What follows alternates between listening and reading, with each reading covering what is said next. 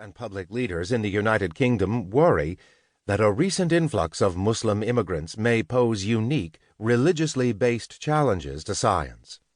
Debates about the proper relationship between science and religion are under the glare of a global spotlight, and scientists are often at the center of these debates. As Ecklund and our colleague Elizabeth Long explain in an article they wrote for Sociology of Religion, scholars and public intellectuals almost uniformly perceive scientists as the carriers of a secularist impulse, a group responsible for building the modern research university and undermining religious authority by their success in deciphering the mysteries of the natural order without recourse to supernatural aid or guidance. Scientists have long been viewed as strong carriers of the process of secularization, and building on the social thinker Max Weber's ideas, scholars have assumed a linear relationship between science and secularization, regardless of differences in national culture and science infrastructure. But research looking only for secularization, or lack thereof, among scientists has major blind spots.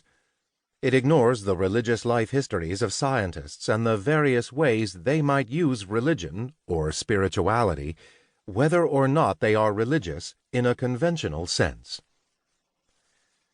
There is good reason to believe that the relationship scientists have with religion is more complex than a linear version of secularism would predict. Ecklund's previous work, surveying U.S. natural and social scientists, revealed that nearly 50% of scientists in the United States who work at top research universities have some form of a religious identity, though it is often very different in character from the religious identities found among the general public. In addition, she found that more than 20% of atheist scientists consider themselves spiritual to some extent. She calls this group spiritual atheists. There have been other studies of what scientists think about religion. Like Ecklund's earlier work, these studies have largely been based in the West, conducted mainly among U.S. and U.K. scientists.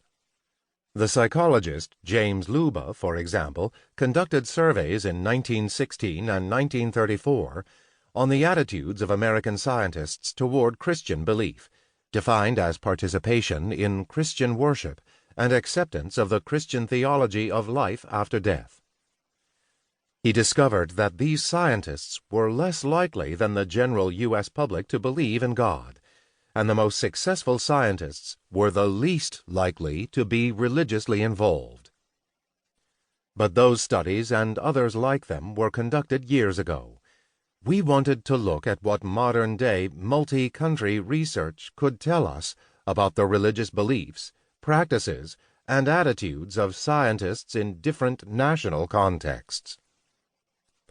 Before we conducted our research, it was unknown, for example, how the religious character of a nation, such as whether or not the population is highly religious, the presence or absence of state religions, or varying levels of secularity, influences the country's scientific enterprise. There was also little knowledge of the factors that influence how scientists think about religion, or how their religious views are changing the character of the sciences. Without such analyses, we can only claim that scientists are relatively non-religious, and assume that science made them so. We cannot accurately understand the social variables that influence religiosity, and how these differ among scientific disciplines and national contexts. From a scholarly perspective, we reasoned that our research examining the beliefs of scientists would provide insight into the major theoretical issues related to religious change and the impact of science on religion, and religion on science, in different national contexts. Our goal was to understand how science is related to ideas about secularization, or the decline of religion's vitality and influence among scientists and societies. For policymakers,